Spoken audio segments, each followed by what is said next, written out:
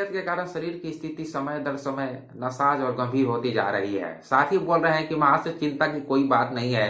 Apollo के बेहतरीन doctor आपका इलाज कराने के लिए आ रहे हैं और उस समय आपका जवाब हो कि कृपया आप उन डॉक्टरों को मना कर दीजिए और कोई बेहतरीन होम्योपैथी और आयुर्वेदिक डॉक्टर को बुला दीजिए जो मेरा इलाज कर सके, क्योंकि मुझे कोई एलियोपैथिक डॉक्टर पर विश्वास नहीं है। स्थिति दूसरा खड़ा करने की कोशिश करते हैं कि आईआईटी कानपुर जैसे संस्था से पढ़ा कोई भी छात्र चाहेगा कि उसको एक बढ़िया पैकेज मिले, सेफ जॉब हो, शाम को दोस्तों के साथ कॉकटेल पार्टी हो, लग्जरी कारें हो और आलीशान महल हो। CSIR चलते हैं। CSIR से शोध करने वाला वैज्ञानिक चाहेगा कि पूरा दुनिया में उसका नाम हो।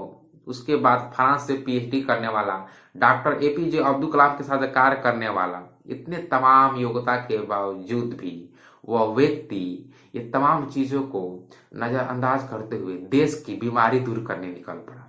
देश की बीमारी का मतलब है कि देश में जितने भी समस्या थे उसका निपटारा करने चल पड़ा। अर्थशास्त्री कहा जाए, राजनेता कहा जाए, भूगोलविद कहा जाए, किस उपमा से नवाजा जाए इस व्यक्ति को शब्द ही कम पड़ जाते हैं। हर चीज की गहरी जानकारी।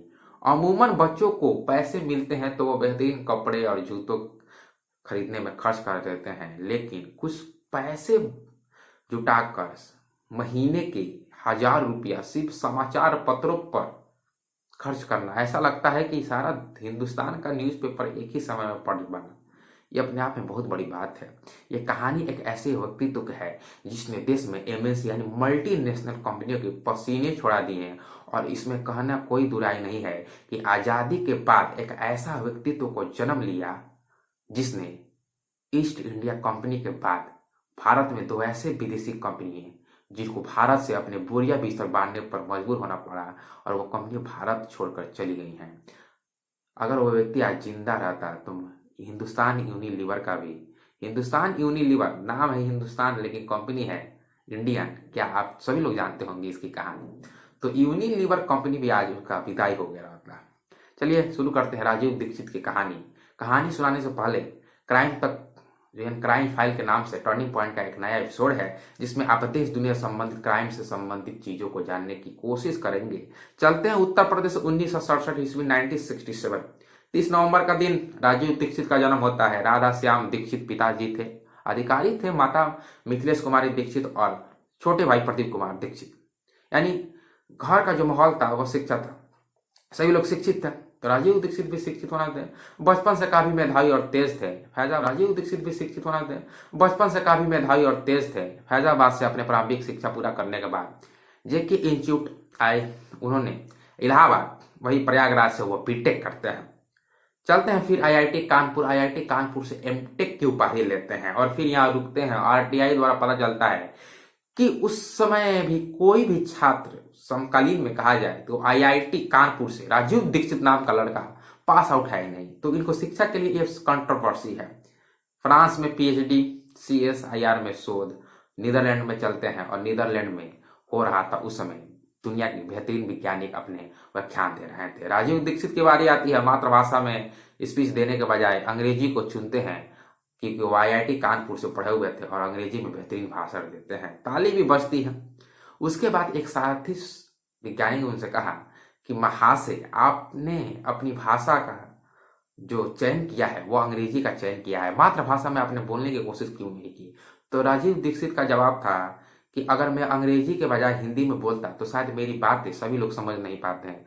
तो वह साथी वैज्ञानिक कहता है कि आपको इस बात की चिंता क्यों थी, यहाँ पर तो ट्रांसलेटर अनुवादक पहले से ही मौजूद था जिसके कारण आपकी बातें सभी लोगों तक तो पहुंच जाती। सारे लोगों ने तो अपनी व्याख्यान जो है स्पीच है अपने मातृभाषा में दिया है।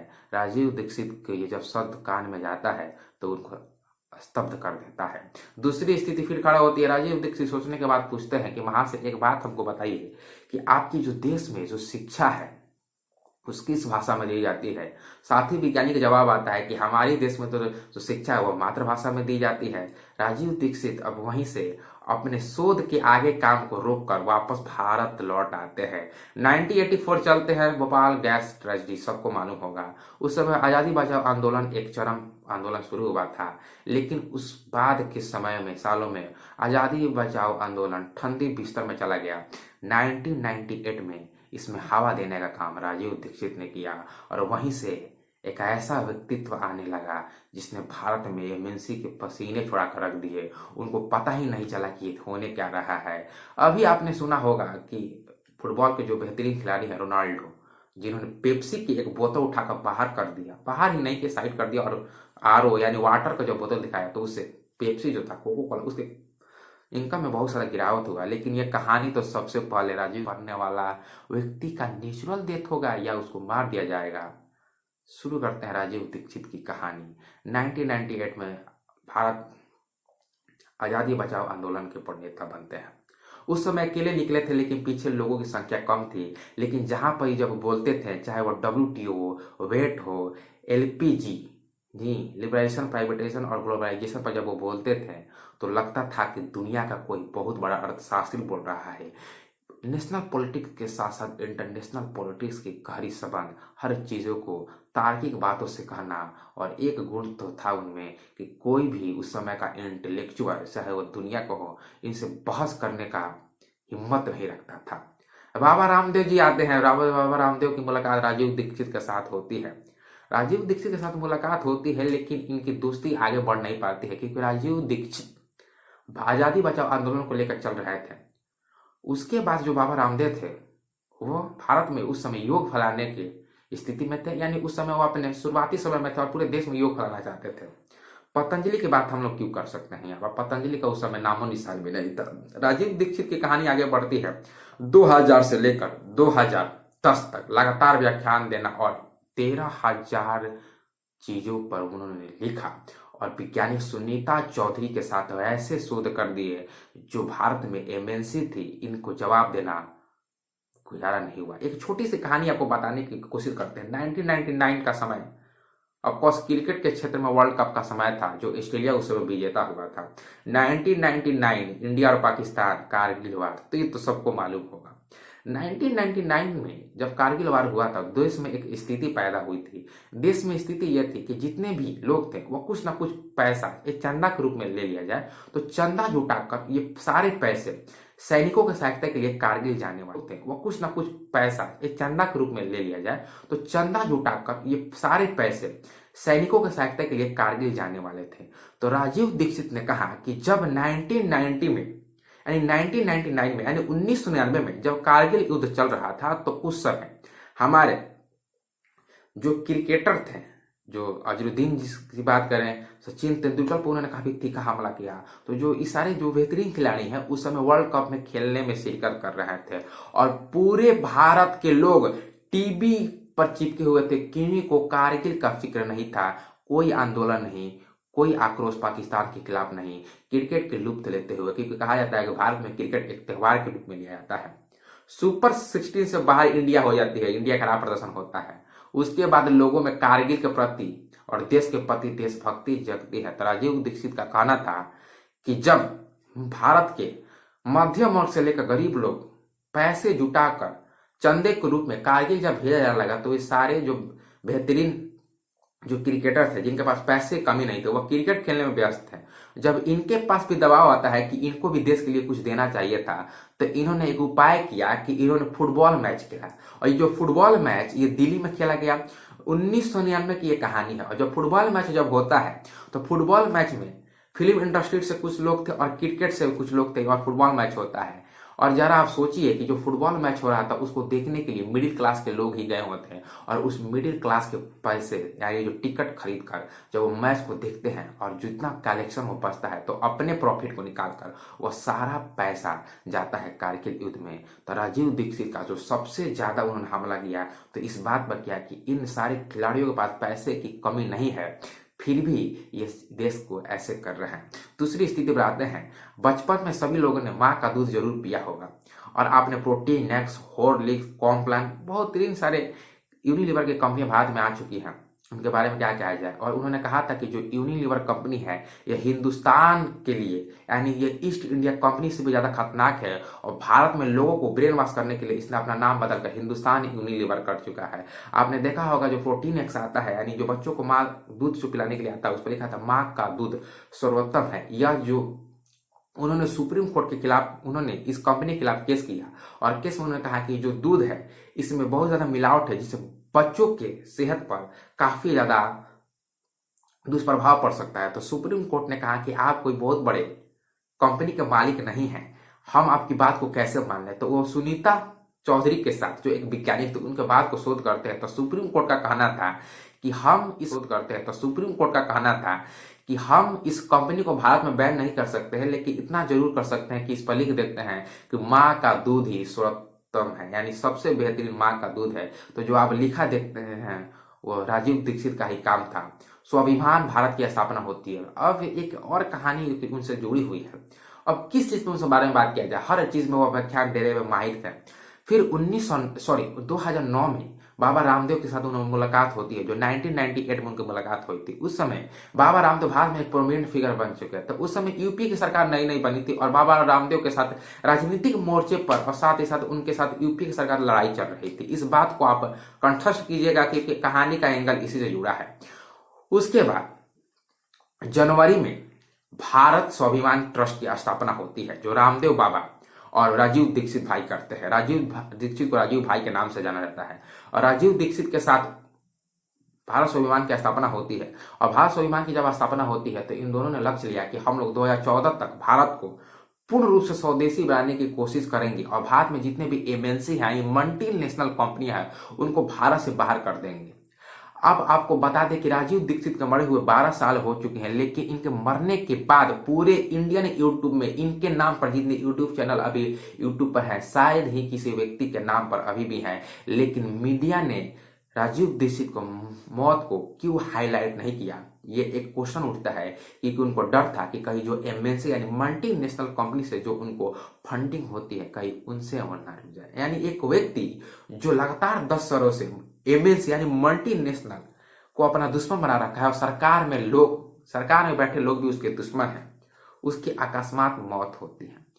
उसके बाद 1909 में जब भारत स्वाभिमान ट्रस्ट की स्थापना होती है तो 1 अप्रैल को इसका उद्घाटन होता है। और टीवी पे एक चैनल आप लोग देखे होंगे, आस्था चैनल, और आस्था चैनल के माध्यम से यह भारत स्वाभिमान ट्रस्ट जो था, इसका पर राजीव दीक्षित और बाबा रामदेव मिलकर बहुत सारे व्याख्यान भारत में करते हैं। पूरे भारत में ये व्याख्यान करते हैं, स्वदेशी को लेकर और आयुर्वेद के लेकर। ये काफी ज्यादा प्रखर नेता थे और विदेशी कंपनियों के खिलाफ जहर उगलने वाले नेता थे। आपको बता दें कि राजीव दीक्षित यानी ईस्ट इंडिया कंपनी के बाद राजीव दीक्षित ही ऐसे व्यक्ति थे जिसने भारत से कारगिल और दोपंत जैसे अमेरिकी कंपनियों को भारत छोड़ने पर मजबूर कर दिया। कारगिल युद्ध की नहीं, कारगिल एक विदेशी अमेरिकन कंपनी है, जो आप गूगल करके उसको देख सकते हैं। कारगिल का जो प्रोडक्ट का जो रेंज है काफी ज्यादा, उसमें डाइवर्सिटी था, काफी ज्यादा वैरायटी था। यानी कारगिल कंपनी को भारत छोड़ना पड़ा और इसमें कोई दुराई नहीं है। उनका लक्ष्य था कि 2014 तक ही हम हिंदुस्तान यूनिलीवर की बोरिया बिस्तर भी। इतना ज्यादा व्याख्यान देने के बाद वह दुर्ग में अपना व्याख्यान देते हैं और उनको भिलाई आना होता है छत्तीसगढ़ के रायपुर के पास ही जो राजधानी वहां पर भिलाई है। और 29 नवंबर को जब वह व्याख्यान देते हैं तो उसके बाद वह गाड़ी में जाते हैं। दयाराम जो सरस्वती जो पतंजलि योगपीठ के जो ट्रस्ट है उसके एक सेक्रेटरी के रूप में कार्य थे। तो गाड़ी में बैठते हैं तो राजीव दीक्षित का पसीना आता है। पसीना आने के बाद उनसे कहा जाता है कि शायद आपकी तबीयत नासाज होती जा रही है। वो बोला कि ऐसा गैस के कारण हुआ है। राजीव दीक्षित के बारे में ऐसा भी कहा जाता है कि वो 20 सालों तक बीमार नहीं पड़े थे और एक मेथी का दाना बढ़कर अपनी जुकाम ठीक कर लेते थे। और इस तमाम चीजों को छोड़कर सिर्फ देश को स्वदेशी और आत्मनिर्भर बनाने निकल पड़े थे। उसके बाद वह वॉशरूम जाते हैं। वहीं पतंजलि छत्तीसगढ़ में पतंजलि का एक आश्रम था। तो जब वहां पर वो जाते हैं तो अचानक 1 घंटे तक वह वॉशरूम से बाहर नहीं निकालते हैं। तो लोगों को संकोच लगता है कि कुछ हुआ होगा, तो जाकर दरवाजे खटखटाते हैं तो राजीव दीक्षित वहां पर गिरे हुए थे। पानी के जब बूंदे उनकी आंखों पर दी जाती है तो कुछ हुआ ठीक उनको महसूस होता है और आंखें खोलते हैं तो उन्होंने बोलते हैं कि ऐसे ज्यादा गैस के कारण मेरे पेट में जब ज्यादा गैस बन गया इसके कारण मैं बेहोश हो गया। एक व्यक्ति जो 20 सालों तक बीमार नहीं है और नुस्खे भी बताता है, इलाज भी बताता है, और उसको यह अचानक सारी चीजें घट रहा है, फिर भी तबीयत सही नहीं होती है। और ऐसा कहना कि बाबा रामदेव उनको फोन करते हैं कि भाई अब काम करो, कोई एलियोपैथिक डॉक्टर से इलाज करा लो अब स्थिति सही नहीं रही है, क्योंकि आपातकालीन मर्यादा नास्ती। राजीव दीक्षित का कहना था कि अगर मैं जिंदा भी रह जाता हूँ, कोई भी कहेगा कि मैंने एलियोपैथिक डॉक्टरों से इलाज करा लिया है और मैंने तो हमेशा इन कंपनियों का विरोध किया है। उनका मानना था कि एलियोपैथिक जो कंपनियां हैं, दवाई कंपनियां, ये पहले बीमारियां बनाती हैं, बीमारी बनाने के बाद बीमारी से लोगों में भय पैदा करती हैं और उसी भय पैदा करने के बाद उनका दवाई देखो उनके रोग को ठीक कर कर फिर दूसरे रोग को जन्म देती है। तो मैं कैसे एलियोपैथिक डॉक्टर से इलाज करा लूँ? कोई मुझे एक बेहतरीन आयुर्वेदिक और होम्यो डॉक्टर को बुला दीजिए। वो डॉक्टर आता है, लेकिन स्थिति गंभीर पर गंभीर होती जाती है। 30 नवंबर को उनकी मृत्यु होती है। कि इसमें नहीं कहा जा सकता कि राजीव दीक्षित की हत्या किसी ने की, लेकिन पोस्टमार्टम की रिपोर्ट ना होने के कारण सवाल उठते हैं, क्योंकि अभी भी कोई भी राजीव दीक्षित के बारे में बात करने के लिए नहीं कर रहा है, ना खासकर जो मीडिया वर्ग है, इन्होंने राजीव दीक्षित की मौत को हाईलाइट ही नहीं किया। दूसरी तरफ आगे की कहानी बढ़ने की कोशिश करते हैं। जब इनकी मृत्यु होती है तो इनके साथियों का कहना था उनका शरीर पीला हो गया था, नीला हो गया था, और डॉक्टरों का कहना था कि इनका जो मृत्यु हुई है या हार्ट अटैक से हुई है। तो उनका कहना था कि जब ये, क्योंकि राजीव दीक्षित काफी गोरे व्यक्ति थे, तो मौत के बाद अगर कोई व्यक्ति हार्ट अटैक से मरा तो उसके ओठ और शरीर नीले क्यों पड़ गए? उनका कहीं ना कहीं लाल बहादुर शास्त्री वाला एंगल जोड़ा जा रहा था कि कहीं ना कहीं इनको जहर देकर मारा गया, क्योंकि ये बहुत सारी विदेशी कंपनियों को दुश्मन बना दिए थे और उनके पसीने तो छुड़ा कर रख दिए थे, सरकार को भी। लेकिन एक कंट्रोवर्सी उस रही है कि क्या रामदेव बाबा ने राजीव दीक्षित की हत्या की? ये राजीव दीक्षित के कुछ करीबों का कहना था। लेकिन एक बात आपको समझना होगा कि जिस व्यक्ति ने राजीव दीक्षित को मंच दिया और उस व्यक्ति को जो पतंजलि यानी जो भारत स्वाभिमान में आए हुए यानी वो अनजान था, उसको महासचिव बनाया जाता है। उसके बाद जो भारत स्वाभिमान ट्रस्ट था उसको बाद में बंद भी कर दिया, तो उसके नाम पर कितने पैसे थे इसके लिए भी बहुत सारे कंट्रोवर्सी, यानी वो व्यक्ति जो पूर्ण रूप से जीवन भर कंट्रोवर्सी से बढ़ा रहा। उस दूसरी एंगल ये उठता है कि अगर बाबा रामदेव ने राजीव दीक्षित की हत्या कराई, तो जो रायपुर में भिलाई के पास जिस आश्रम को ले जाया गया था राजीव दीक्षित को, वह आश्रम भी बाबा रामदेव का था। तो एक व्यक्ति जिसको मारना चाहेगा तो वो अपने आश्रम के पास नहीं रहेगा। तीसरी एंगल ये थी कि उस समय यूपी की सरकार की बाबा रामदेव के साथ उनकी बनती नहीं थी, तो बाबा रामदेव के लिए एक बड़े प्रश्न खड़े हो सकते थे कि अगर आप उनकी हत्या कर रहे हैं तो वो आसानी से बाबा रामदेव फंस सकते थे। लेकिन पोस्टमार्टम का रिपोर्ट ना होने के कारण, कोई एविडेंस ना होने के कारण यह जरूर कहा जा सकता है कि राजीव दीक्षित की नेचुरल मौत हुई थी, कि उनकी हत्या हुई थी। लेकिन एक बात जरूर है कि वो व्यक्ति जो लगातार 10 सालों से विदेशी कंपनी और सरकार में बैठे लोग उनके दुश्मन हैं, जो 20 साल तक उसको जुकाम नहीं और वो अचानक हार्ट अटैक से मरता है, इसका सवाल किसी के पास नहीं है। लेकिन मुझे उम्मीद है कि आपको वीडियो जरूर पसंद होगी। राजीव दीक्षित को आज लोग भूल गए हैं, लेकिन उनके नाम पर आज भी यूट्यूब पर बहुत सारे चैनल चल रहे हैं। हम सभी का योगदान है कि राजीव दीक्षित को जीवित रखें, और एक ऐसा व्यक्तित्व था जिसने भारत को भारत बनाने में तुल लिया था। धन्य है राजीव दीक्षित के माता पिता जिन्होंने राजीव दीक्षित जैसे पुत्र को जन्म दिया। आई होप आपको वीडियो समझ में आया होगा। मिलेंगे एक और ही नए वीडियो के लेकर। देखते रहिए turning point, more episode coming up. Keep watching turning point. Thank you so much.